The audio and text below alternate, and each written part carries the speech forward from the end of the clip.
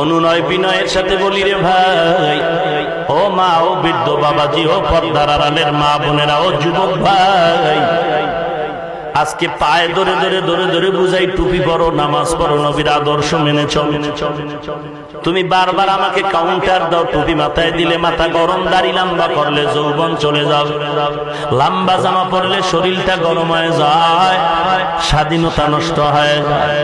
মনে করছো আমাদের মাথা নষ্ট, বোকা হয়ে গেছি? না না না, আল্লাহর শুকর, আলহামদুলিল্লাহ, মাথা নষ্ট হয়নি। টুপি মাথায় দিলে মাথা গরম, তোমার থেকে কম বুঝি না রে যুবক। দাড়িটা রাখলে যৌবনের ভাব চলে যায়, কম বুঝি না রে বাবা। লম্বা জামা পরলে শরীরটা গরম, কম বুঝি না রে বাবা।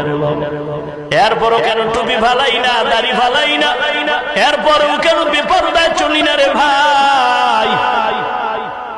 একমাত্র কারণ আমেরিকার থেকে আমাদের টুপির কারণে টাকা দেয় না, না, বরং গালি আর গালি, গালি আর গালি, গালি আর গালি। এই টুপির কারণে গালি, দাড়ির কারণে গালি, লম্বা জামার কারণে গালি। বেঈমানেরাও গালি দেয়, আমগো জাতি ভাইরাও ফাঁকে ফাঁকে কম দেয় না। এরপরেও টুপি ফালাই নাই, কারণ ভবিষ্যতে কোটি টাকার চাকরি পাবো না। না, কওমি মাদ্রাসায় পড়লে চাকরিরও কোনো রাস্তা ছিল না, সার্টিফিকেটেরও কোনো ভ্যালু নাই। এরে নবীর উম্মতের দল, এরপরেও কেন কষ্ট করেছি রে বাবা?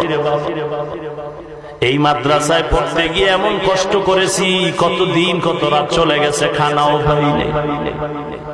এখনো তো মাদ্রাসার খেদমত করি। যারা মাঝে মাঝে দেখতে চান, এই মাদ্রাসায় গিয়া দেখবেন, ছোট ছোট বাচ্চাগুলো হেফজ পড়ে, নুরানি মক্তবে পড়ে।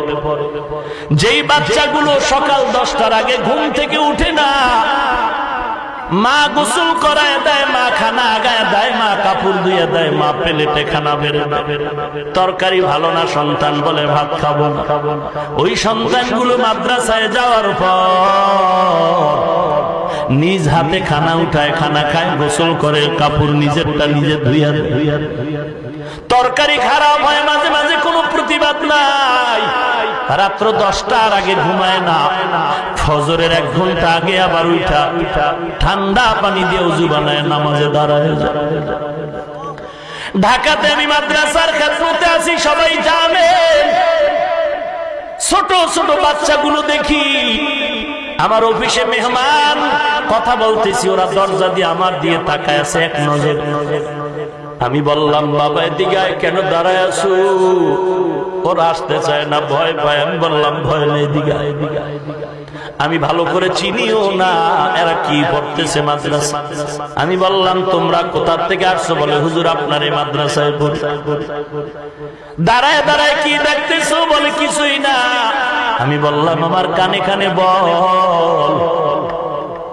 মক্তবের বাচ্চা নাজেরা পড়ে, হেফজ পড়ে, চোখে পানি নিয়ে বলে, আমার বাড়ি কুমিল্লা, আমার বাড়ি শরীয়তপুর, আমার মা আলেম বানানোর জন্য আপনার বয়ান শুনে মাদ্রাসায় পাঠাইছে। আপনি একটু আমাদের মাথায় হাত দিয়ে দোয়া করে দেন, আল্লাহ যেন ভালো আলেম হওয়ার তৌফিক দান করেন। এরে নবীর উম্মত, মাঝে মাঝে রাতের বেলা ঢুকিয়ে দেখি, শীতের রাত, ছাত্ররা কম্বল গায়ে দিয়ে, ল্যাপ গায়ে দিয়ে, মশারি টানায় ঘুমায়। আবার কিছু বাচ্চাগুলো দেখি, মশারি নাই, ল্যাপ নাই, কম্বল নাই, একটা পাতলা কাঁথা। জিজ্ঞেসে করে জানতে পারলাম এদের এই হালাত কেন। জানলাম ওদের মা নাই, ওদের বাবা নাই, বড় এতিম। একটা ল্যাপ কিনার টাকা নাই। মাদ্রাসা বন্ধ করে দিলাম, সব ছাত্ররা বাড়ি যায়। সিঁড়ির গোড়ায় তাকায় দেখি 2টা বাচ্চা দাঁড়ায় কান্না করে। বললাম, বাবা কেন বাড়ি যাও না? বলে, আমাদের যাওয়ার মতো কোনো বাড়ি নাই, আমরা বড় এতিম, মা বাবা হারা এতিম হয়েছে। এত কষ্ট করে লেখাপড়া করে, কোরআন পড়ে হাফেজ হলো, এই মাদ্রাসায় পড়ে আলেম হইলাম রে বাবা, তোমার থেকে মোটেও কম বুঝি না। এত কষ্ট করে পড়িয়াও কেন আজকে আল্লাহর মহব্বতের বন্ধনে চলি?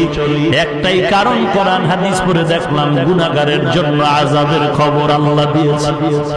ইন্নাল আবরারা লাফি নাঈম ওয়া ইন্নাল ফুজ্জারা লাফি জাহিম। নেক আমলের জন্য জান্নাত, গুনাহগারের জন্য জাহান্নাম। কেমন হবে জাহান্নাম? আল্লাহ বলেন নারুল্লাহিল মুকাদা। জাহান্নামটা আল্লাহ বলেন এটা আমার আগুন। দুনিয়ার আগুন হাতে লাগলে হাত জ্বলে যায়, পাও জ্বলে না, পায়ে লাগলে হাত জ্বলে না, পাও জ্বলে যায়। আর জাহান্নামের আগুন এত কঠিন, তেজের আগুন হবে, শরীরের যে কোনো জায়গায় লাগা মাত্র কলিজা পর্যন্ত গুনাহ হয়ে যাবে। এরে নবীর উম্মতের দল, ওই কবরে গিয়া জাহান্নামের শাস্তি ভোগ করার শক্তি আমার নাই।